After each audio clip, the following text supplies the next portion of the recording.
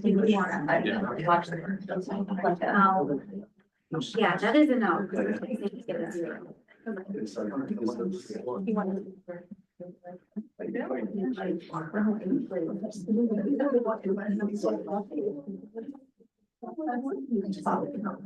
Well, I saw when he was like that, he was sad that the boys didn't have a to be like, off the out of his. So I'll be doing that on it, because I thought he would have gone there to store. There's no answer. I think something. Okay. All right, I'd like to call the meeting to order at 6:30. Gonna do pledge allegiance.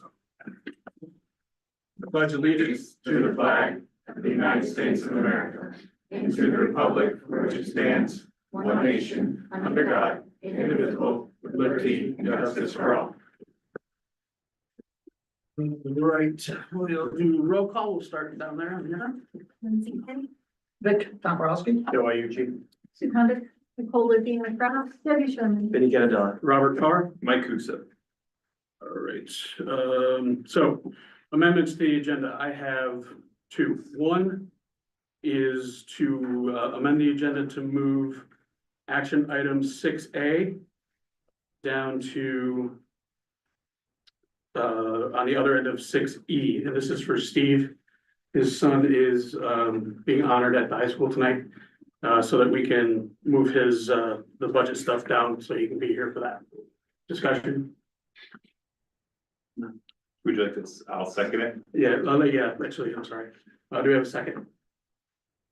Mike, and discussion? All those in favor? Aye. Opposed? Abstained? Motion carries. Second amendment to the agenda is to move the report of the chair or designee from item 9 to where is it? Just before item 3. The reason I would like to do this is because I have a pretty big statement about how the process is gonna go. And I think I can probably answer quite a few questions if I make that statement.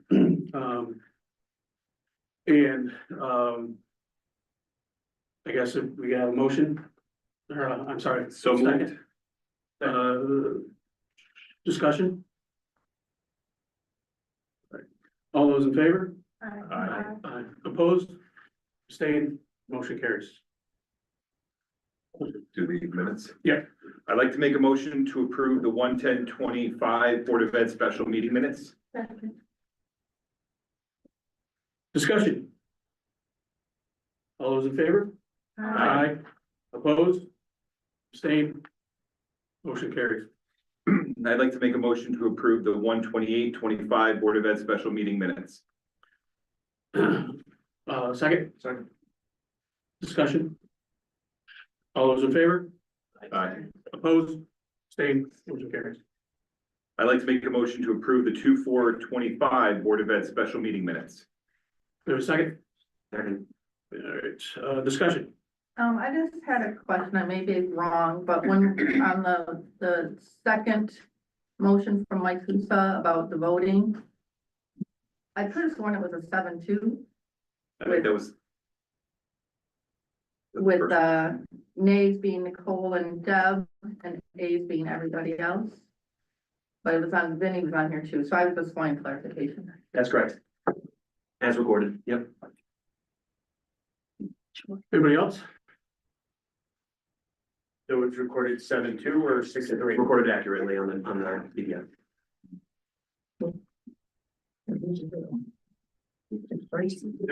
Okay. Anybody else? I was under the same impression. Vinny and I talked, so got the clarification. My only recommendation for future votes is for us to keep the discussion to the discussion, and the votes, we maybe tighten them up a little bit so there's less confusion. Yeah, that's actually what I was gonna say as well. That's fine. Anybody else? Okay. All those in favor? Aye. Opposed? Abstained? Motion carries. All right, report of the chair.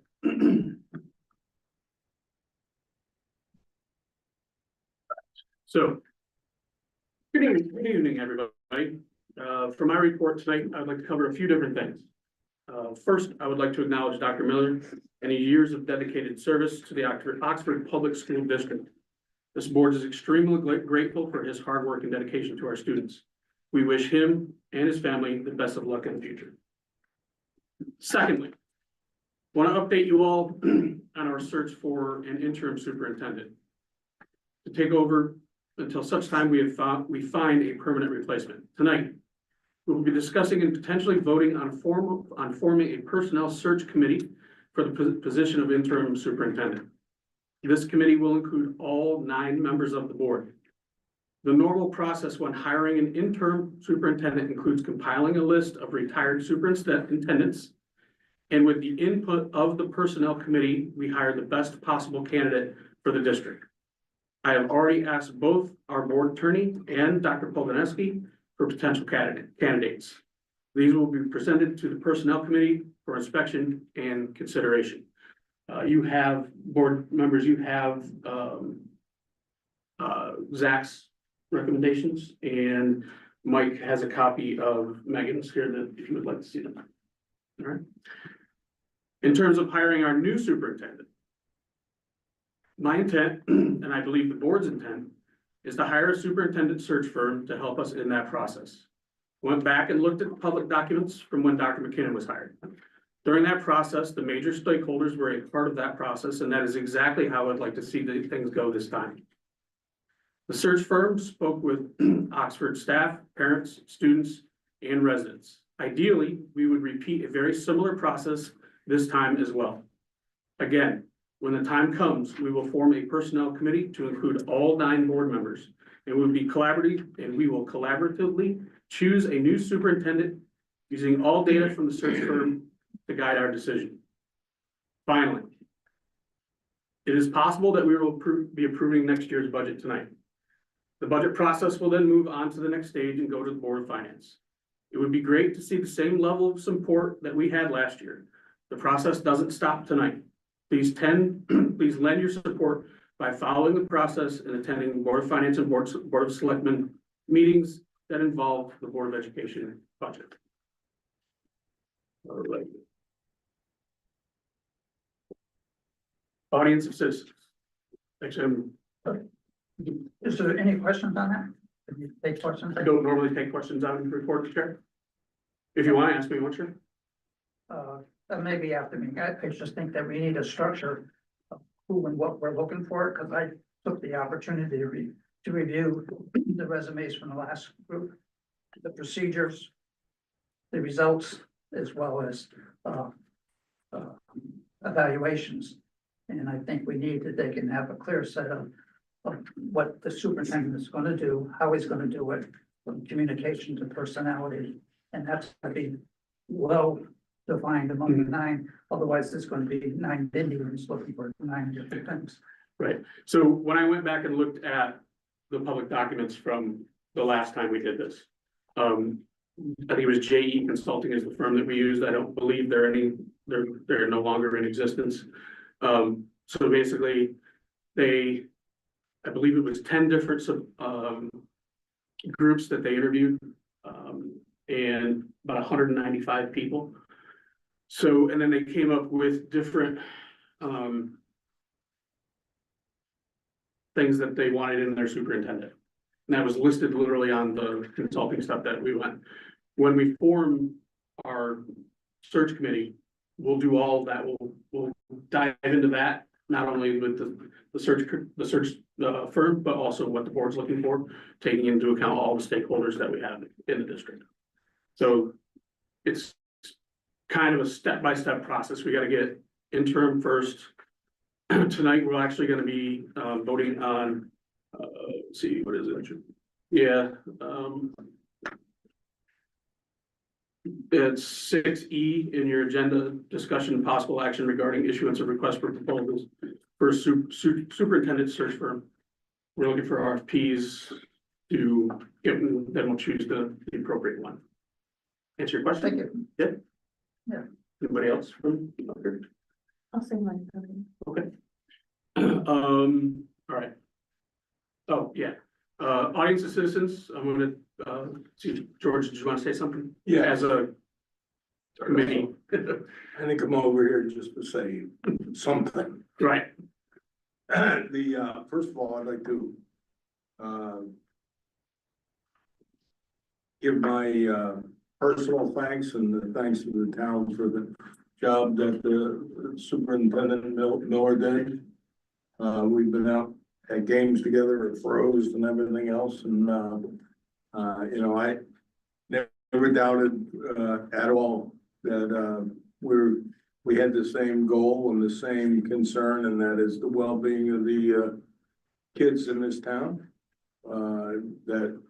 And the parents who have entrusted their kids for us to educate them. Having said that, one of the things that I have been, pushing and trying to get, accomplished, in terms of, high school kids and maybe even junior, high kids or middle school, is to, enhance our, guidance in the school to include and embrace, non-college, futures.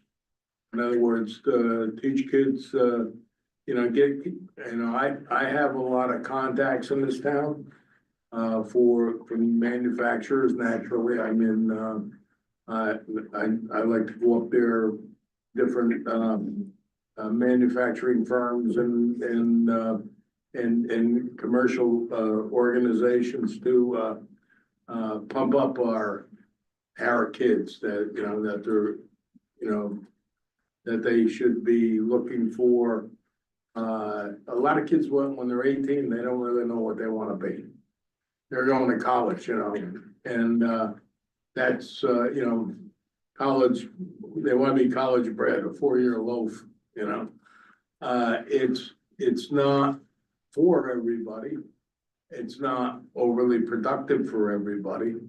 And, you know, so, you know, and I had many times CEOs in this town would say to me, you know, why don't you send some kids from the high school over here and learn how to do this? And I went up to the new hangar, on the airport with, Congressman Heim. And, the CEO up there said, you know, we will train the, you know, people right out of high school, and we will do, summer jobs and things of that nature. And, he says, you know, after 5 years, he said they could be making $125,000 a year. So I signed up. But it's, I mean, and this is something, Victor, you and I have had conversations, about this, I don't know how many times for how many years. But the reason I bring this up is, I want to compliment the new principal, Heather O'Brien. I mean, she and the people who worked in the guidance, department, at the high school. Dr. Miller was there with us, and we discussed, you know, what we can do. And, you know, and I really feel that we're gonna get something done. And Joe Iucci was with us. I really feel optimistic, but that's something that we can't just forget about. You know, I think that, as I say, not every kid's college, and that's not the judge of our education system. You know, we're here to, you know, education is one thing, but it's used for many ways. I'm not against college. You know, I went to college and law school myself, so it's not that I'm against college, but I realized that I didn't go in when I was 18.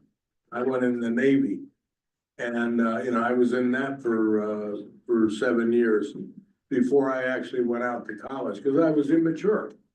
There's no way I was going to handle that that academic discipline. But after you handle the discipline in the service, it's easy to handle any discipline. And, you know, so I looked at my own experience and I looked at the experience of others and I think that, I think that they're buying into that and that's a great stride as far as I'm concerned. Another thing that I would, like to comment about, well, there's two more things. But when, the other, couple of weeks ago, I went to Griffin Hospital for a medical procedure. It was just, you know, not a big deal. And, the nurse was from Oxford. And she had moved to Oxford, rather recently.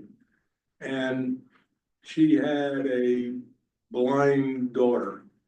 It's the first time she said it's the first time this school, and then she's in Quaker Farms. Was the first time that this school ever had such a child. And she said she said it was just amazing how the staff and the teachers and the administrators have been so kind to this girl. You know, she's taking up dance and everything else. And I think she's in first grade. And she said the kids were so inclusive. Now that to me is a reflection on our parents. It's a reflection on the school. And, you know, well, she jabbed me, you know, with a needle. But when I left, I was really, very, very proud of this town and very proud of, the school system. And a lot of times people just complain. You know, you know, I get it, of course, every day. But, you know, a lot of times just, they don't really see what's going on. And, you know, to have that reaction, how, the joy that this woman had, that she had made the right decision. You know, I think, you know, kudos for that, for Quaker Farm School. And the kids that populate it. The other thing I wanted to talk about was the budget. You know, I don't know if you got the word, but we had a flood. We were in the process now of cleaning up after it. And you know, that's not that easy. You know, we can't do volunteers to do that. You know, it has to be under the supervision of Department of Deep. And so we're going through that. One estimate we had is $9.5 million to do the waterways. If we don't clean up after it, if we don't redirect those channels, you know, we're waiting for the next big flood. And you know, one in a lifetime is enough. So, you know, we have that. We also have the bridges that we're putting up. We should finish the Park Road Bridge soon. Those are $1 million projects right there.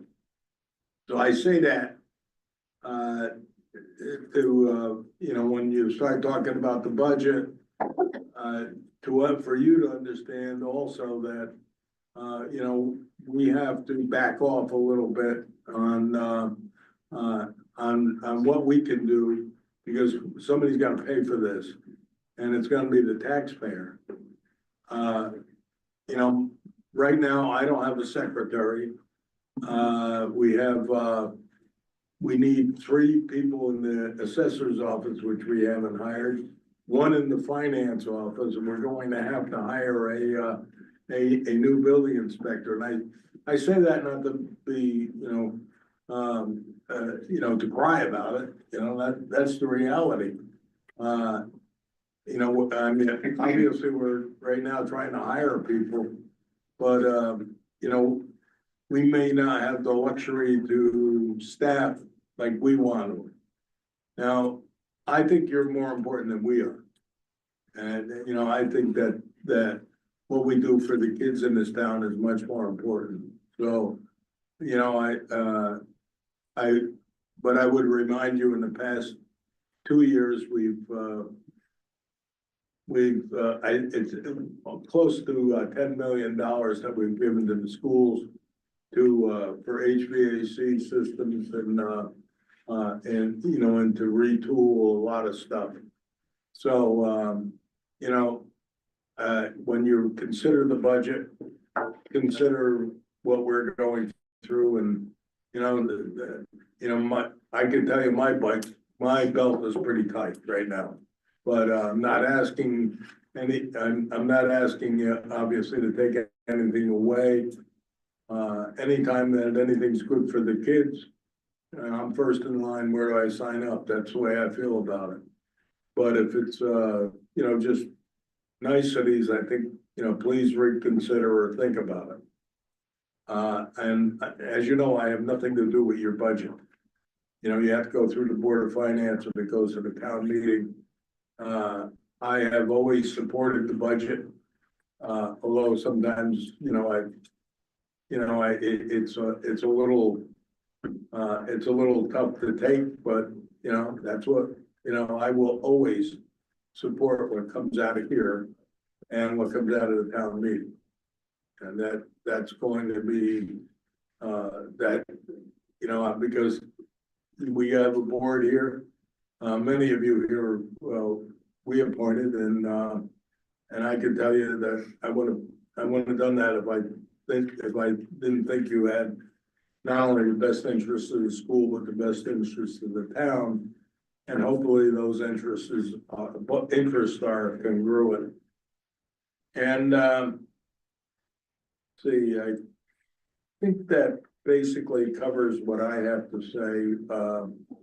You know, and you know, we haven't put our budget together yet.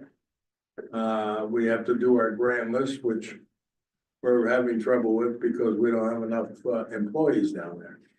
But that's due next week, and we've been working with FEMA all day. So, yeah, I've been spending most of my time since August working on trying to get funding for us. And I think been pretty successful so far. And eventually this money will be repaid to the town, and you'll be able to do what you want to do, or, you know, a little bit more freely as we will, hopefully.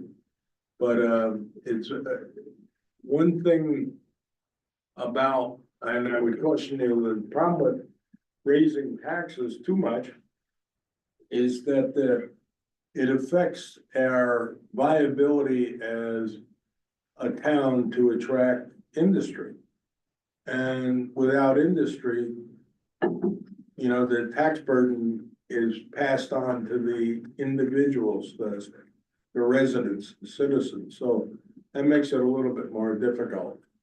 And, you know, for the average person.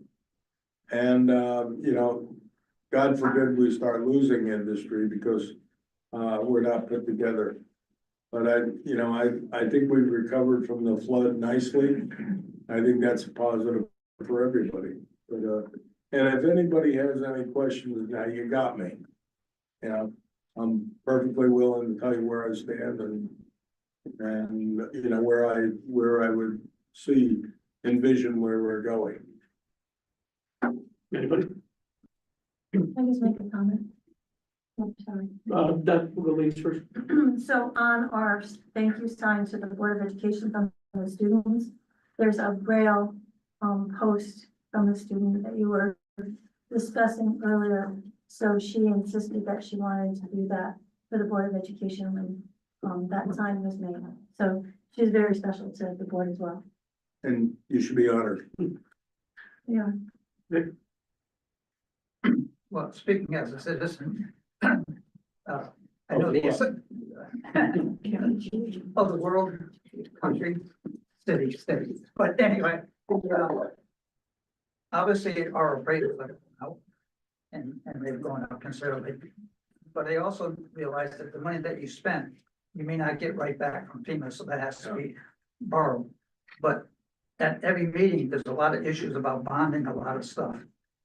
And that hurts our credit rating. Or jeopardizes as we borrow more money, we take more money out of our surplus. So those are things that we have to be cautious of, we're thinking of the budget, that, this, if we take too much out. And you don't have enough to get a good bond rating, bond ratings go up if I understand it correctly. Yeah, and with that goes the cost of borrowing money. That's right, yes. And, you know, right now, we have a 2 AA bond rating, which is excellent.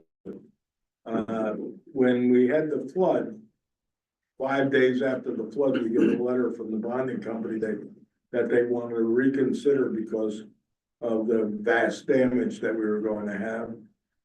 They came back and went over our books.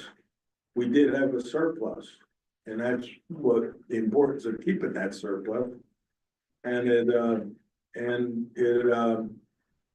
bond rating's still the same, 2 AA, because of that surplus, because of the way it was managed, so.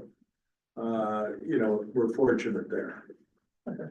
But that's a good point, and you know, and I would hope that you stay involved in what I talked about before about bringing these kids in under guidance, because you know what you're talking about. 100% with you. What's that? I'm good. Okay, all right, so audience and citizens, would anybody like to speak? Just, name and address, please. Sure, Jessica Gurnat, 145 Copper Mine Road. I just wanted to make sure that you're in receipt of the petition. Yeah, Vinny and I were talking about that just before we stopped, and he's gonna be in the, Mentioned it before correspondence, Yes, we're we after did that now. Thank you, I appreciate it. I just want to make sure the whole board was aware, of the petition. Thank you. 139 signatures. Appreciate it. anybody else? Yes, please. Tanya Curtis, 619 Chestnut Tree Hill Road. I'm gonna read this because I wrote it. I wish I could say that last week's letter from Dr. Miller came as a surprise, but it didn't. As much as I wanted to wholeheartedly believe what Dr. Miller was sharing, I must believe that there were many other factors that went into making that decision. With the bullying and harassment of Deb to step down as board chair and the acceptance of Bobby as our new chair, the writing's been on the wall since that day. That executive session directly after the appointment of Bobby, I think proves that point. I'd like to publicly thank Dr. Miller for his leadership, passion for our kids, 2 of which I brought for you today. The continuous improvements that you've made in our district. And you're not gonna give them to them. Okay. As long as he's here, he can have them 8 hours. You know, we didn't always see eye to eye. We've had many conversations, but you always listened. And you always took my feedback and provided me insight, listening to my concerns, and made a lot of positive improvements over the last year. You don't deserve to live with the turmoil that members of this board caused you. I wish you nothing but the best, and I hope your wife is doing well. We're gonna be in a very tough spot as a district now. I don't know many leaders who would be willing to put themselves into a toxic situation where select members are allowed to be bullies to their employee and think more about their party affiliation than the education of our children, which was also evident in that meeting where Deb had to step down. A few reminders that you should all remember. I found these in your board code of ethics as we move forward with thinking about children first. Number 10 says, you will recognize that authority rests only with the whole board assembled in public meeting and will make no personal promises or take any private action which may compromise the board.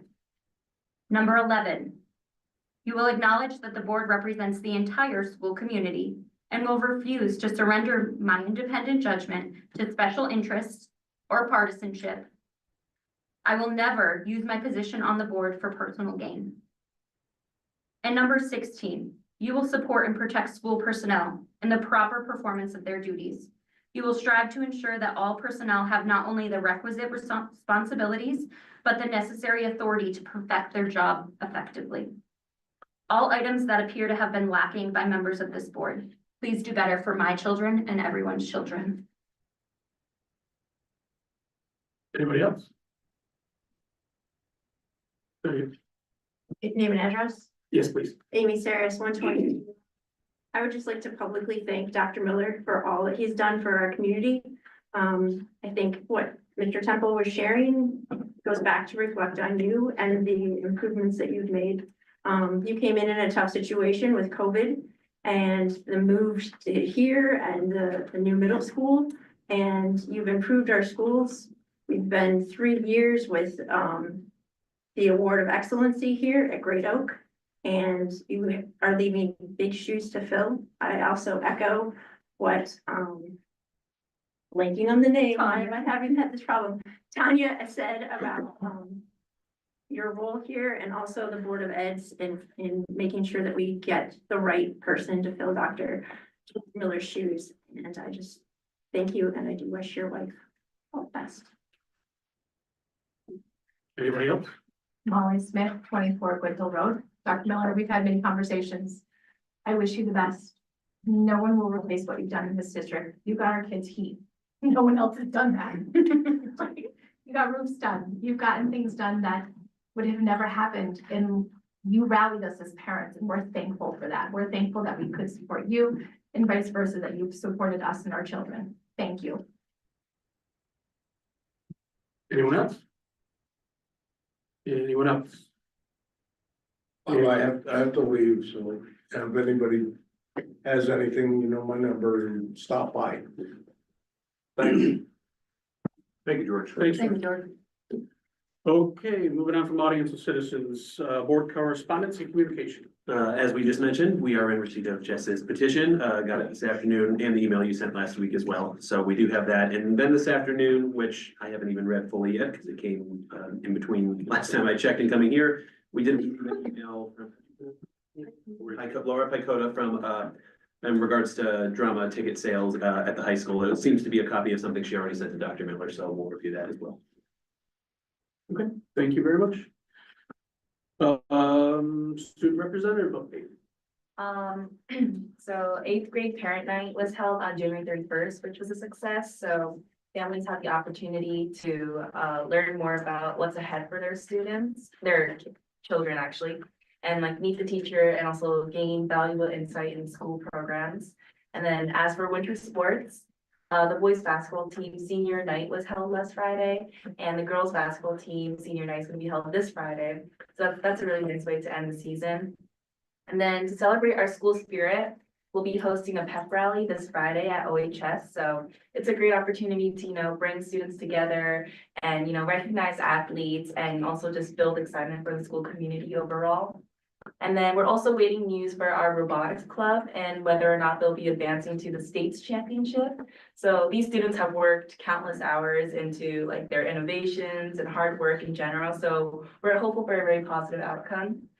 And then finally, the senior class officers are they're hosting a fun event for Valentine's Day. So last year we did the same thing where we decorated like the corner of our hallway and make it like a photo booth zone, and like decorating like Valentine's Day theme and, you know, like take pictures among students. So it was really cute and nice. So we're gonna do that again. So hopefully the weather won't stop us, but that's it. Yeah, thank you. Okay, thank you very much. Action items. So we're gonna start with 6B, position statement on Connecticut paid sick leave law. So this is a result of something that we all got as board members from the Ellington Board of Education and their chairman. I don't know, Dr. Miller, if you want to talk a little bit about the letter that you wrote and how we you know, kind of support her and her letter and how the whole new law is gonna work and how it works. Well, first of all, the new law in effect grants every employee 40 hours of leave. That supersedes contracts that are in place. So there's a lot of additional work that needs to be done by resources by this business department to put this into action, and which we've done, and they've done great work in many hours putting it together for our staff. But the bottom line is there is an impact this act has on operations of a school district. In fact, it is my understanding that there are multiple legislative efforts in place right now to try and refine this law in the current legislation right now. I think at least 4 or 5 different acts in place right now. It's also my understanding that the original intent of the law, for the people that wrote it, they did not intend it for it to cover school employees. And they're actually surprised that it's the case. So right now, we have it in operation. There is a policy up for a second read related to this. And when we did the first read, the board asked me to put a position statement together, which reflects the various challenges of the act that's in place. So what you have in front of you on the agenda is a draft statement that represents the challenges that this law puts in front of us as operations of a school district. I'd be happy to answer any specific question you have on it. So anybody have any questions about it? No? No, the letter was done last week. Yeah, I agree. No, just to clarify, I think for people understanding, the problem is that like they can leave like in the middle of a day for like an hour, right? That was. That's yeah, correct. And that screws up substitutions and. Right, and I will say that we have wonderful staff here. I don't anticipate that staff are gonna abuse this, but from an operational standpoint, right now, if a teacher does leave, we find other teachers that can cover them. Or if a para leaves, we have to find another para to cover them. If the secretary leaves, we have a vacancy in that spot. Administrator leaves, we have a vacancy in that spot. So those are some of the challenges that come to place. And right now, when that happens, I thank the teachers and the paras that step up and provide that coverage that we need to be done. And that's always been the case, but it potentially provides more opportunities that it could take place now with this law in place. Anybody else? I don't know if anybody heard me, but I concurred, like, that was very well written, and thank you very, very much. Then I Much just, appreciated. did I hear the understanding was they didn't consider schools as part of doing this? That's correct. From what I understand, the people that wrote the law did not intend it to cover school employees, which is why they're going back and potentially make a change to it. Okay, so with that being said, I would think that they could certainly sit down and make a carve out, as the government always does on everything that they want to do. To eliminate the school funding. That's what they are working on, but the guidance that we have in place right now is that this law, as it is written, as in the books, covers school employees. So the people that wrote it did not intend it to be so. The way that it's written right now, the attorneys say that we have to fall within the law itself, which means we have to enact it as it's currently in place. Is there anything that we can do to ask the parents to make this more visible to the state? Because in addition to having students having high absenteeism, is that now you have a class that has a blank in it. This all takes away from the educational process. And this is a boondoggle of immense proportions that they can have it. Absenteeism of the students are high. And looking over the charts and stuff, absenteeism of teachers are high. Any disruption in the flow of education is very, very detrimental to the students. So I would maybe put it in the record that we need to communicate with our citizens that they can get, I'm sure that they clarify this. And I just want to make a statement regarding that. Our teachers, our paraprofessionals, are hardworking individuals. I don't see an abuse by our staff that are taking days off and hours off abusing the system. When they take the days, it's because they're sick, because their loved ones are sick, or because they need to for a personal reason. We don't see rather abuse by our staff. We have good, hardworking staff in this district that are coming in every single day, teaching our kids, work with their kids, and I don't see that abuse. This act provides more opportunities for people to take time off, but I don't think it's a case where our staff are randomly taking the days off and abusing the system. Leaving our kids vacant. I understand that and I appreciate that, but by going by state data in EdStat is that we used to be at, 14 days and we're at 19 days, so whatever, everybody puts in a lot of effort and does a good job and stuff. I'm just saying as a generic thing for our district and work, statewide, worldwide, whatever wide, it is a problem, okay? And this little glitch that the state has made really compounds it. So I'm asking the citizens here to take that under your jurisdiction to make sure that your representative knows that this rule has to end, okay? And there's other issues that they can go, but absenteeism is a major problem across the board. Thank you.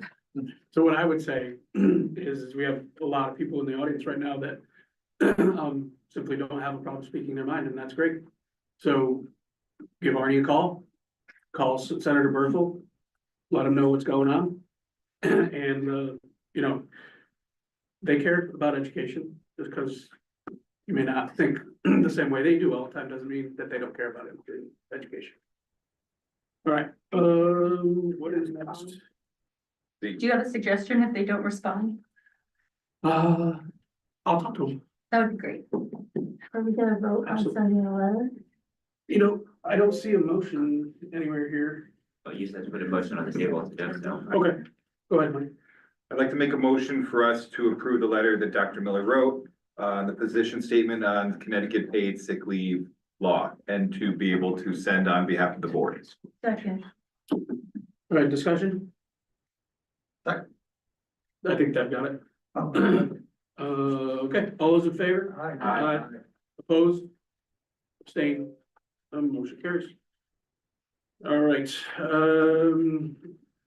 6C, discussion and possible action regarding formation of a board subcommittee to hear Oxford Education Association's grievance dated September 24th, 2024, and appoint the board members to such committee. Right. Dr. Miller, you I'm wanna? gonna make that motion and then for the discussion. Yes. I hereby move that the board form an ad hoc grievance subcommittee to hear and decide upon the Oxford Education Association grievance dated September 24th, 2024. Second. All those in favor? Oh, no, I'm sorry, discussion, my bad, I'm jumping the gun. I just have a question. If the grievance is September 24th, are we not late? We are not. This has been a long-standing negotiation with the OEA. All timelines have been waived through this grievance process with both parties because it's such a complicated and complex issue. Okay. I can't go into No, details I as just that wanted would to make sure. violate collective bargaining between both groups. What I can say is we're at points right now where I'd like to present along with the OEA this grievance to accept within the board so that the outcome can be finalized. I can't go into the details because it does cover collective bargaining between both. And I can say that our board attorney, Zach Shuren, has been involved in that grievance process with me and with the OEA. I was just concerned with the data. Yeah. And the contract language. Do you have a date and time? We first need the committee and then we need to put it Okay. together. And my preference is that the committee be able to meet prior to March 14th so that I can present this case to the board. Okay. So we need, First, we need to vote to form it. okay, so let's, yeah, sorry, all those in favor? Aye. Opposed? Abstained? Motion carries. All right, so now I need to have 3 volunteers. Yeah, I will volunteer as well. So Mike and I, do I have one more? Nicole? Okay, Can I just ask, like, I know that you had a meeting with the OEA person, like, do you guys know about this already or no? Like, it's completely, I have no idea what Oh. to do. Vote. all right, just wanted to make sure that it's not 3 of us and then 2 of you have to recuse yourself. No, I have no Okay. idea. Nope. All right. So this is, You have to read it personally to them. yeah. Okay, action pursuant to board bylaw 91211. I hereby nominate the following members to serve on the board's ad hoc grievance subcommittee to hear and decide upon Oxford Education Association's grievance dated September 24th, 2024. Mike Kuza, Robert Carr, Nicole Levine McGrath. All right, so board needs to approve per the bylaw, so a simple vote of the board is needed. So all those in favor? Aye. Those opposed? Abstain? Motion carries. So I'll now work with you and those that are this subcommittee to find a date that we can do this with the OEA and with our attorney. Thank you. All right, we are at 6D, discussion and possible action on the formation of personal search committee for the position of interim superintendent. I've got it. I hereby move that the board form a personnel search committee to select the interim superintendent. Is What's that? there anything else to add? No. So discussion. I mean, second, I'm sorry. Screwed everything up tonight. Mention the board members by specific name, that's what we did last time. Okay. So you wanna amend the motion? I hereby move that the whole board, pardon me. I hereby move that the whole board be named as part of the personnel search committee to select the interim superintendent. All right, no discussion. So just so everybody realizes this is all 9 of us. Okay, anybody else have anything? Want to say? Okay. Hearing none, we'll move on. So, all those in favor? Aye. Those opposed? Abstain, and the motion carries. Here we go, on to E. 6E, discussion and possible action regarding issuance of request for proposals for a superintendent search firm. And should be a motion. It is right.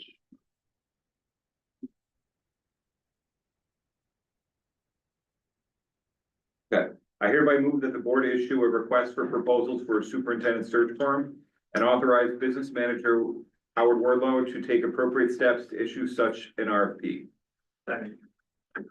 Discussions? Who's deciding the scope of the RFP? The terms of RFP or what we're asking for? Who's determining the contents of the RFP? So that would be all 9 of us in our search committee.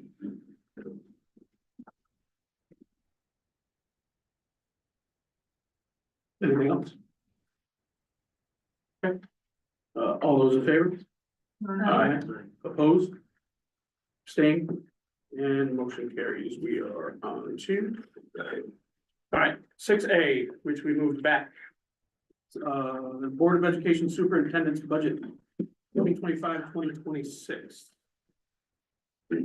So I'm gonna start, I'm gonna turn it over to Howard. So based on feedback that we've heard from individual board members or the finance members with the night of the 28th, we presented the budget in the workshop. And then the individual conversations that I had and some Board of Ed members had with some Board of Finance members after that point. We recognized that there was a lot of pulled up on the change in the position of the supervisor of special education related to the coordinator of student conduct and the new special education administrator. So we went back, we looked at the budget, and we created an alternative version of it where the supervisor of special education position remains intact as it's been without any changes to it. Coordinator of student conduct remains intact without any changes to it. The addition of the new elementary school administrator and a net impact to the budget is still relatively marginal. So Howard's gonna go over those numbers, but that's the fundamental change from the 28th to today. Our hope is that that satisfies the questions and the concerns that board members had around those changes.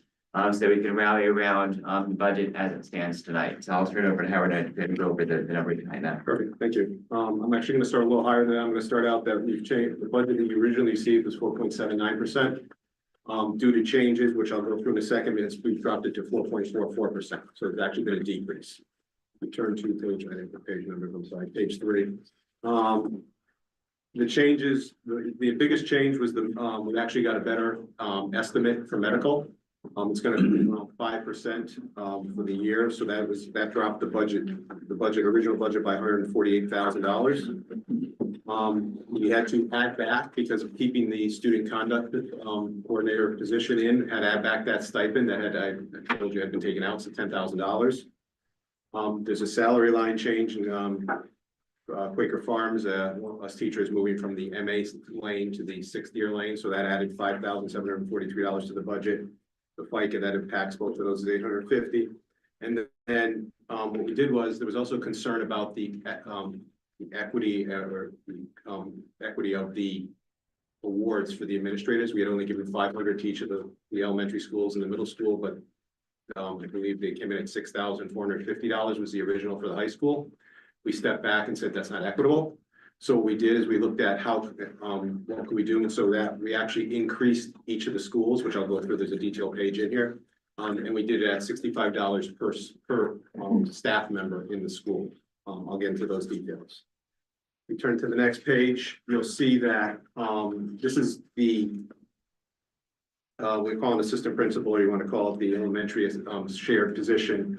What we look like this year, which is the coordinator, student conduct coordinator, the sped supervisor, and then we had a math coach at QFS. We spoke to Rachel, at QFS. She, basically said that, the position had run its course, it did what it needed to do, and there was no longer really a large need for it there. And that we could substitute that salary for the assistant principal's position, which we are now putting into the budget. So that's where you're seeing the change out is between that math coach and the assistant principal's position.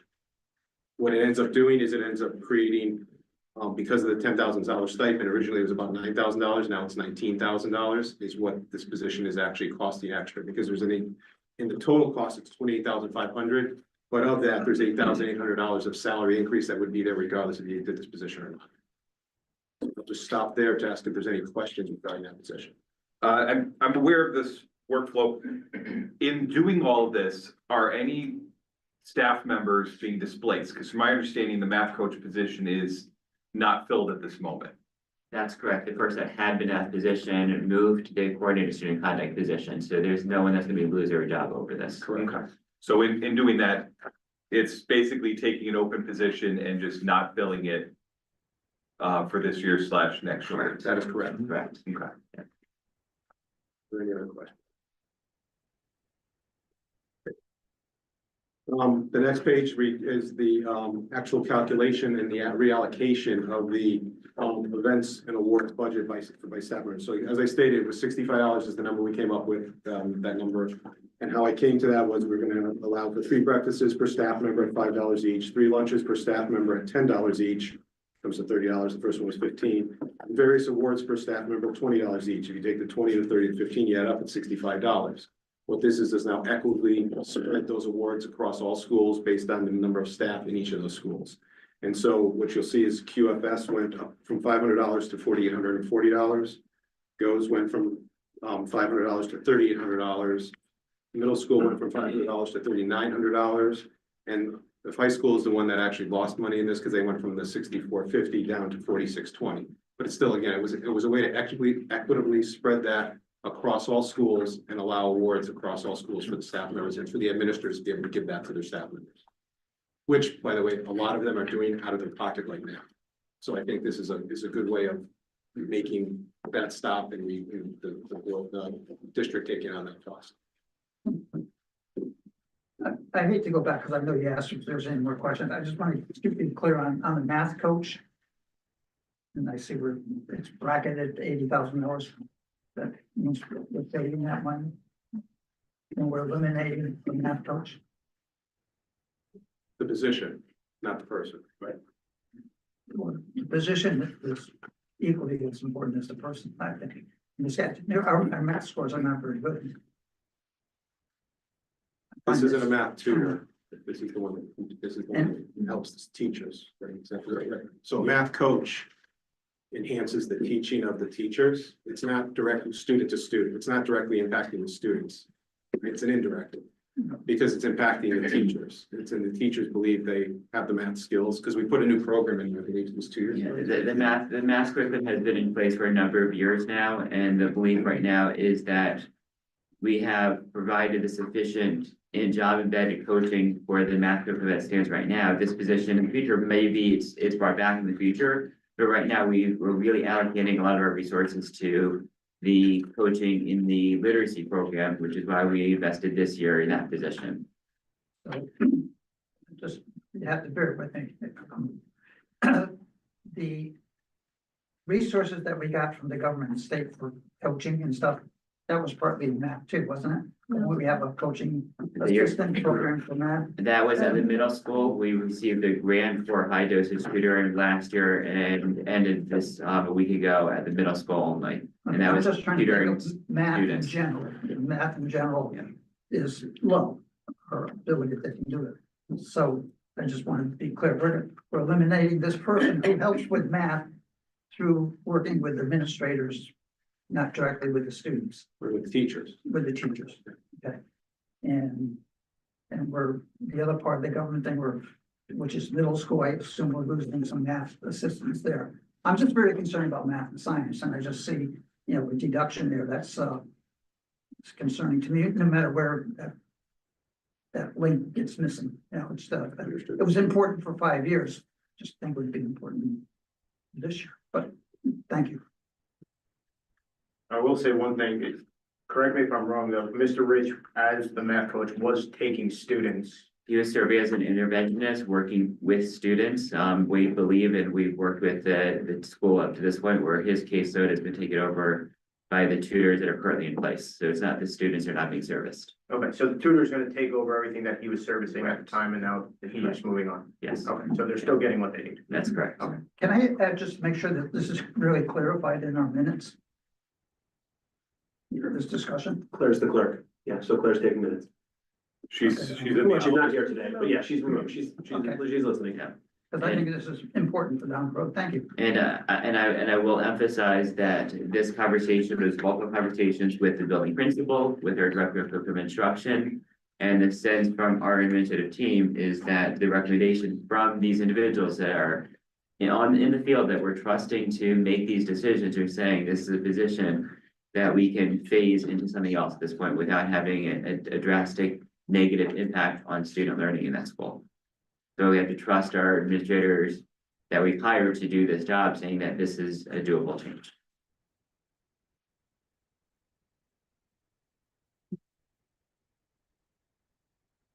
Are there any questions about the awards? Makes sense. The next page is simply the summary by cost center that I give to the board. I don't know if there's any questions on the other. The rest do. Again, it's the by category is the next page, the percent change year over year, dollar change year over year. But on the individual budget, Yeah. the special education have a special budget. Yes, Is that, 1060. Hmm. It's not, it's am I not missing it? 1, 2, 3, 4, 5. It's down. Oh, I didn't know we do it. Okay.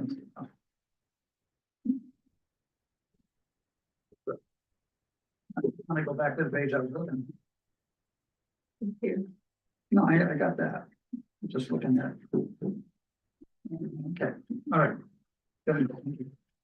Just gonna keep going through one of the things on, if you go to the page that has the graph, you'll notice that the salary jumped up significantly because of the 148,000 went down in benefits that, and the salaries increased a little bit because of the stipends are in there and things like that. So you'll see that that's the larger increase, but everything else pretty much remained flat, I mean, the same as it was in the prior.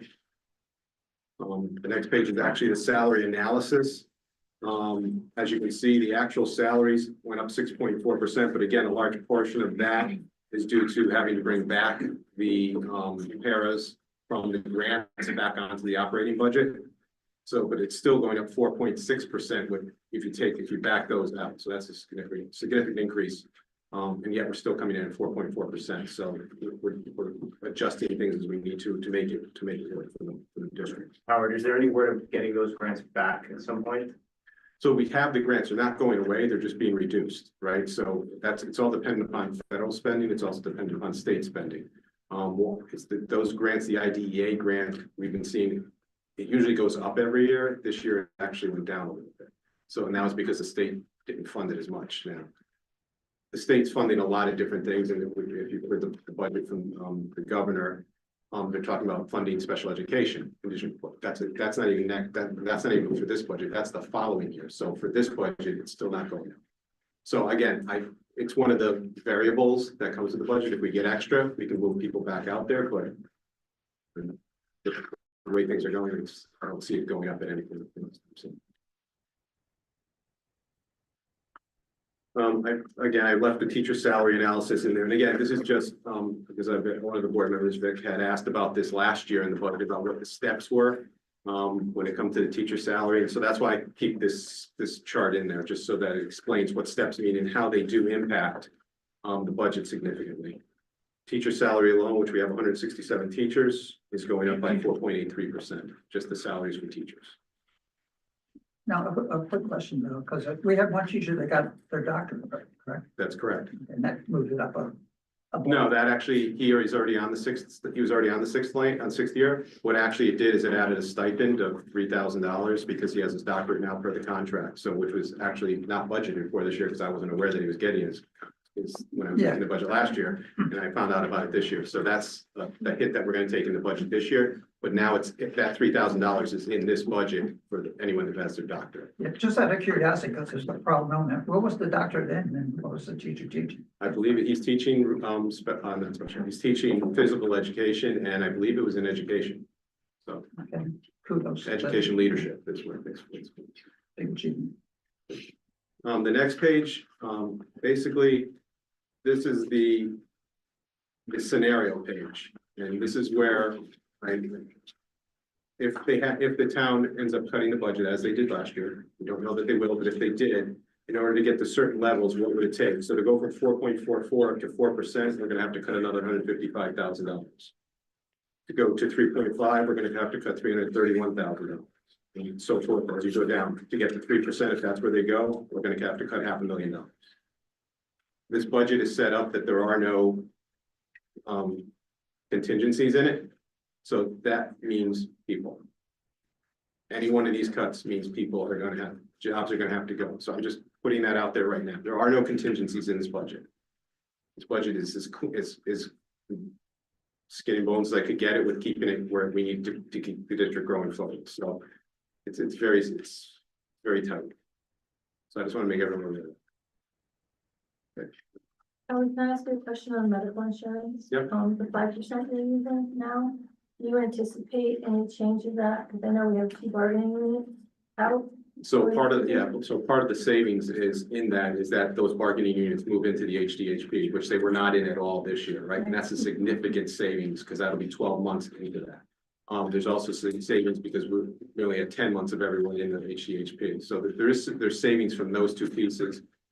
We also had a cap of, without getting into the math here, there's 11% is the cap that we have that the premiums could go up. But because of all of the savings, that 11, and which is what we did with what I did with Brown and Brown, I actually made the premiums go up 11%. But because of moving those two groups into the HDHP, also because of the fact that we had the extra savings from not everyone being in last year, and then just the way the numbers fell out, it actually brings it down to about 5% is where we'll see the increase. So it's actually 11% increase in premiums, but in the work that we've done negotiating with the cost share and all that, it makes it only 5% for us this year. Where I will caution you is that next year, it could get very bad. Only reason I say that is based on seeing the towns around us who didn't have that cap are now, like Bethel, I think is going up 33%. 34%. 34%. There's 20s and 30s. There's 20s and 30s. And so I'm not saying that that's us next year. I don't know what was, and again, it's all based on your claims, right? And so our claims are, they're still maturing. But at the end of the day, that's what's going to drive next year. So when we're sitting here next year at this time, don't be surprised if it's 10, 11, it's a double digit number. Thank you. Okay. I've also continued the risks in here. One of the things that I wanted to bring to everyone, the same risks are all there. I did take out the medical because I do feel confident in that number, but I left in all the rest. But the one I added at the bottom was the free lunch for all students. There's a new Connecticut Public Act, SB 1217. It's working its way through the legislature. Right now, the way it's written, there's no methodology of how they're going to fund that.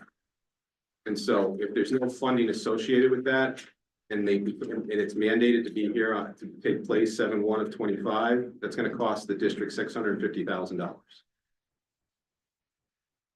So I'm hoping that they'll go through and fund it, but I just wanted, the way it's written right now, there's no funding associated with it. So I just want to give you a heads up on that. Howard, this is set to take effect this year. It's over the 7/1/25. It's not something they're putting off. No, It's a proposal. it's a proposal, We don't know right? if it's It gonna may not happen. even pass, right? So I have no idea, but again, it's going through and it's working its way through the Such legislature. amazing. It's a possibility. Did it make it through subcommittee?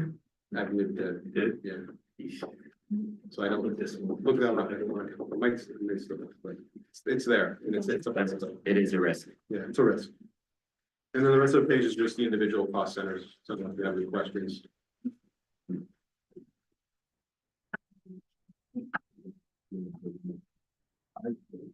As always, Howard, I think you did a great job, you know, support Dr. Learning, copy something else. It's super clear as usual. Last year was great. I think we improved upon it even more this year. And for me, I mean, quite honestly, the sheets that matter, there's 3 sheets in the, aside from the detail, if you want to dig. This is it right here. Whether you want visual or a spreadsheet, this is what's going on right here. All you need to know, in my opinion. So I appreciate it. Appreciate you laying this out and all the work you put into it. Thank you. Yeah, once again, great job. Thank you. So I'm gonna make a motion to approve the superintendent's 2025-26 budget as the Board of Education adopted budget for the 25-26 year at a 4.4% increase from the current year. All right, discussion. 4.44%. Sorry. What is it, 4.44 or 4.4? Yeah, so you. 4.44. 4.44. 4.44%. All right, with discussion? I just want to reiterate, it's an excellent book. You do a great job. You do a great job every year. Looking forward to the presentation to the Board of Finance. So we try to sell it and have them understand that this isn't just a pipe dream. This is the future of the district when it comes to funding the education of kids. Parent support, this matters because we don't put a lot of fluff. There is no fluff to cut 200,000 here and there. Every dollar cut impacts the kids because it impacts the staff that support the kids. So I'm happy that this budget had no, even though we shifted, we added a resource, we removed a resource. No one's being let go to make this happen. We have the right people in staff. We're investing in them. We're investing in the kids. And I hope that we can get this through the Board of Finance and sell it to them. Is there a date set for that meeting? No, it's not the Board of Finance until sometime in March. That is what it is. Yeah, I would just, as I said in my chair report earlier, it's gonna be, we need to have the parents out, just like we did last year. Supporting the budget, great job, Howard. Good job, Dr. Miller, as well. Steve, as always, good job on the subcommittee chair. Anybody have anything else? Okay. Done. Vic, you look like your head's gonna explode. You gotta say something? You okay? I don't like getting a budget and then I gotta vote on it. Now, I know we have preliminary budgets, but there's no chance to really go into some of the nitty gritty there. I mean, I feel the budget should be results orientated. There should be some mechanism in here that they can say, we have department heads that we pay stipends to. And there's never a dialogue, because you're presenting the numbers, I understand that. What is the results of having department heads that cost us whatever it costs? You know, they can say 10,000 for 5 times $60,000, whatever it is that somewhere along the line, they can say, some of these items in here have to be held to results. And I can't do that in this 5-minute, 10-minute reading. They can say, where can I ask for results? I know department heads are like in my brain. I'd like to know what they do, how they do it, and what they accomplish.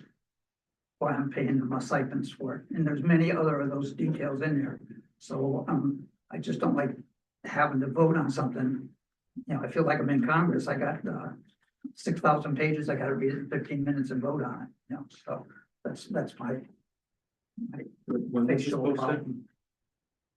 This is initially posted, that we gave her the budget on the 28th to everybody, and then we had the finance committee last week as part of the finance committee packet. And it's posted on the agenda on Friday. Only minor reductions. With minor changes. So that one we got 3-4 weeks ago is still largely. Right. What we have. This has been in play for a while. And I will say, if there's any specific questions that board members have on initiatives in the budget, that's the purpose of the equipment committee, that's the purpose of the finance committees, to have those conversations for the months leading up to the budget process itself, analyzing specific initiatives in the heart of the budget presentation, this is where we're looking at the final numbers put together, all those meetings leading up to that is when those conversations are taking place. I'd just like to clarify my position. The questions I'm asking now were asked during those meetings also, so, and they've been asked for a number of years, but thank you. Anybody else? Is it okay if I could leave? Yes, My that's younger fine. brothers at Amity, you guys Yes. need to get picked up. Thank you. Yeah, thank you, thank you. Yeah. Have a good night. Okay, so all those in favor? Aye. Opposed I'm gonna oppose it. and abstain. All right, motion carries. And we are Dr. Miller's report. Okay, I'll be trying to be as fast as I possibly can here. First of all, I want to thank the middle school. One of our major initiatives this year was to have our students and our staff work with the senior citizens in our town and the surrounding towns, and our middle school really has taken ownership of that.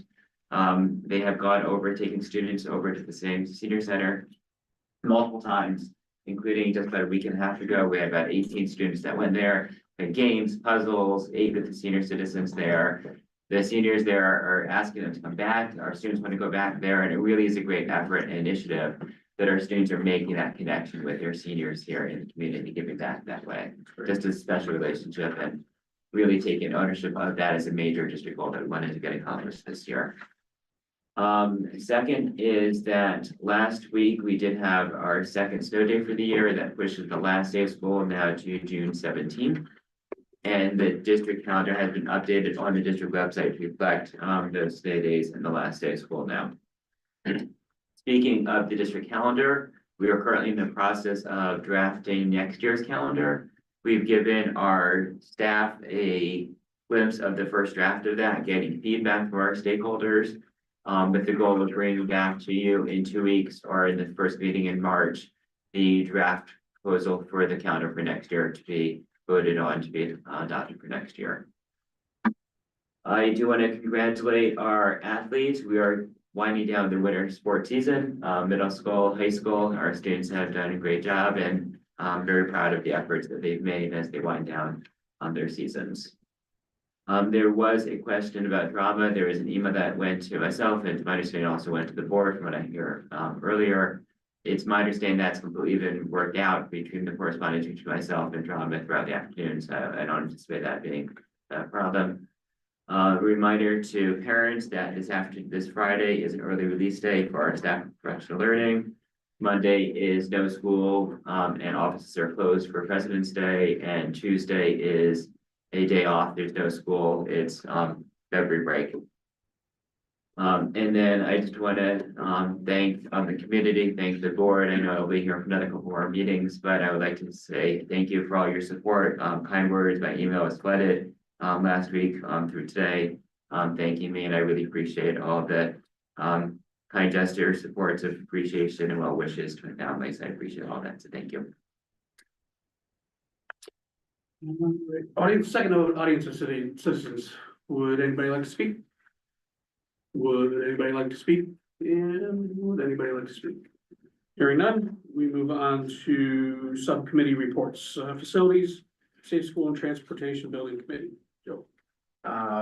Quaker had various heating repairs done over the last month or so.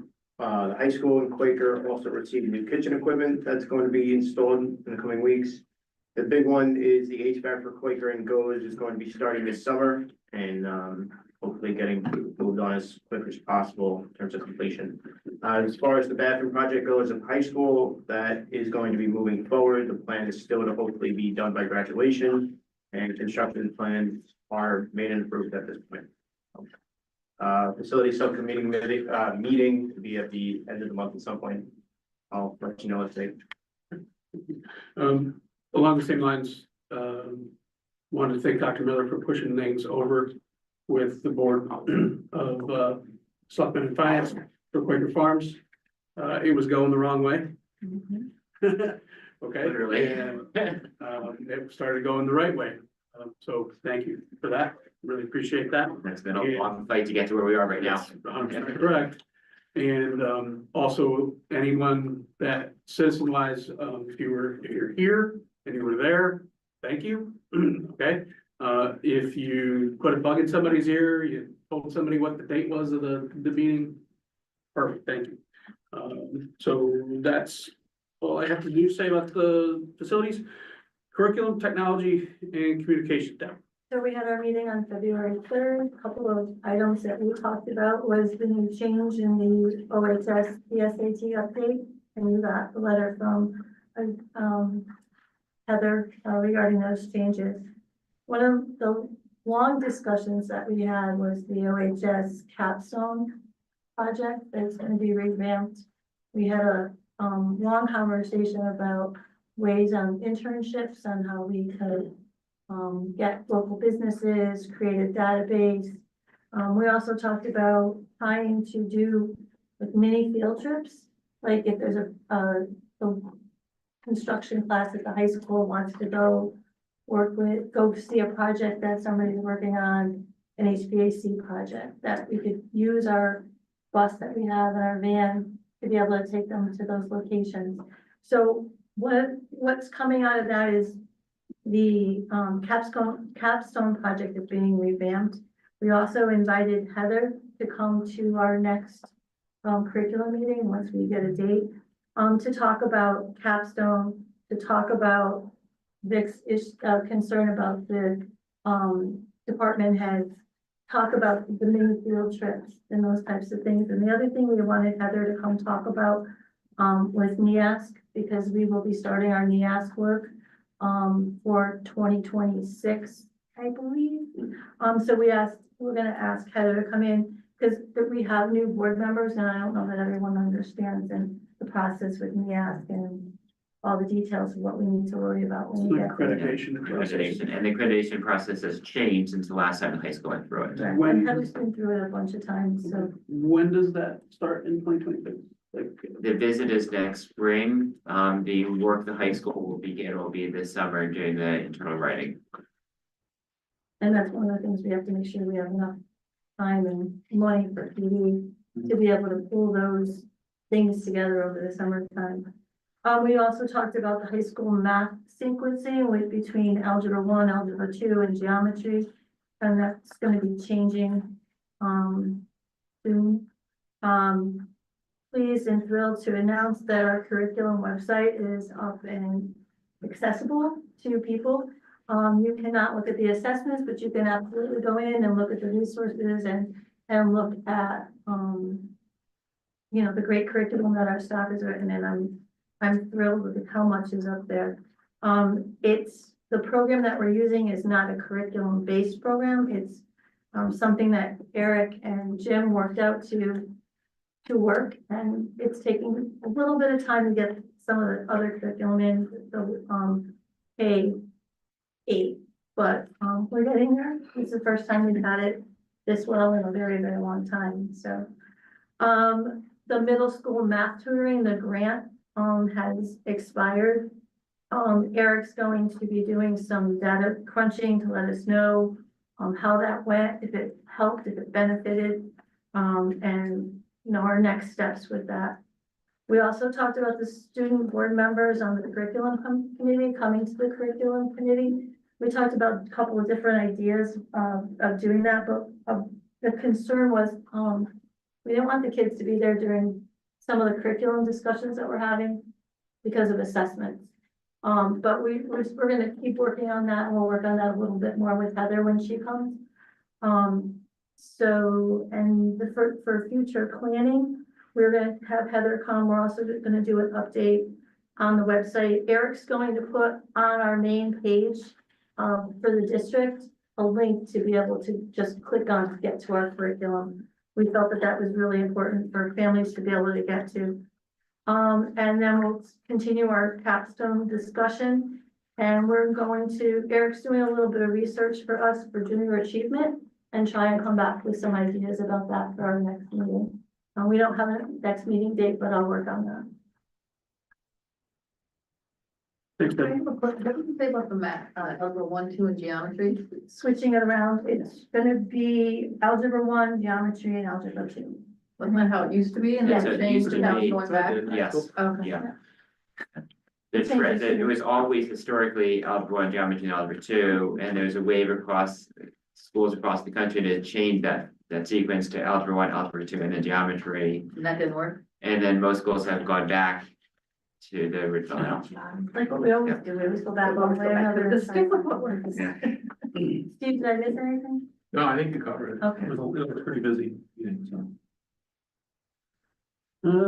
Policy and quality, Nicole? Oh, I'm sorry. I'd like to submit this to you for, junior achievement. Me? Yeah, Okay. because you're gonna see your people, I will. Oh, yeah. And I had promised them this, that I collected. For junior achievement. I will give it right here. There's another cord. And, it comes to this.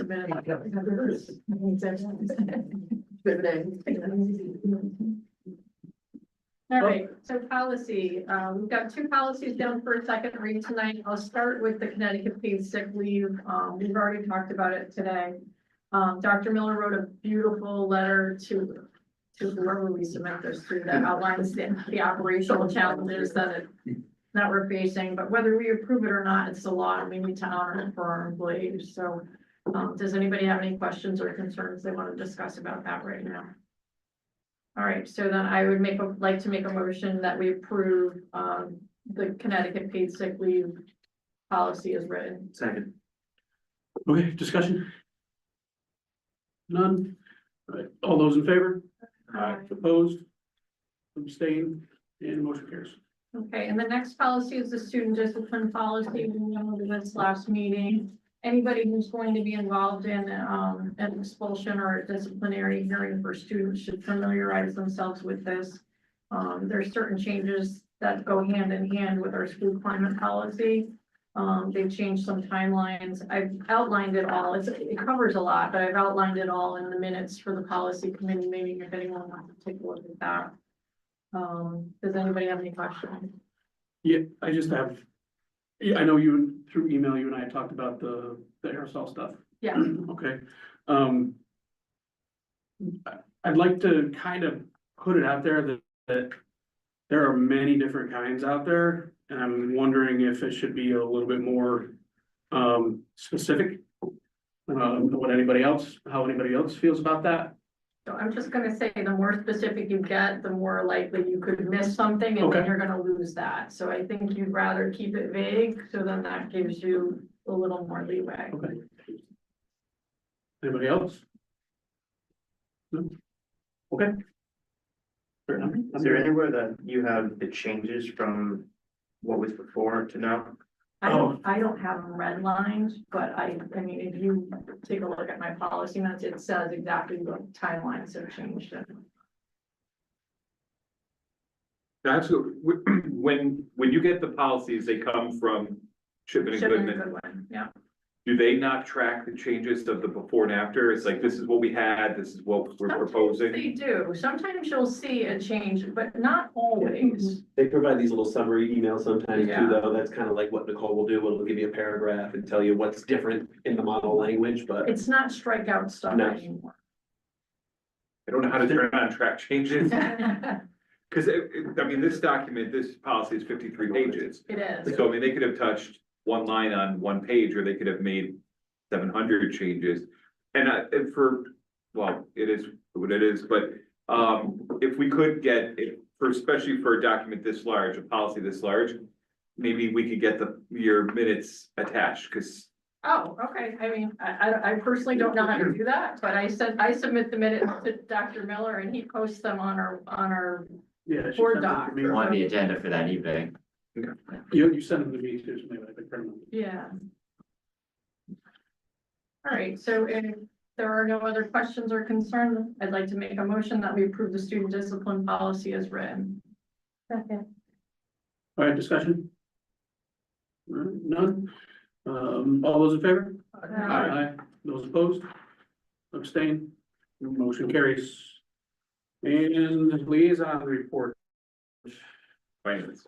Oh, sorry, I'm just ready to get out of here. No major updates since the last 15 minutes, so.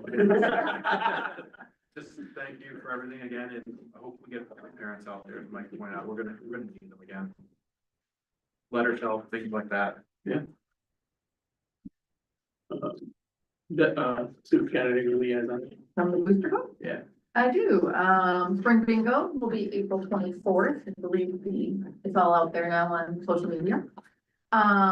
Booster Club is also gonna try something new and do a dine out of our own this year, to raise money for our scholarships.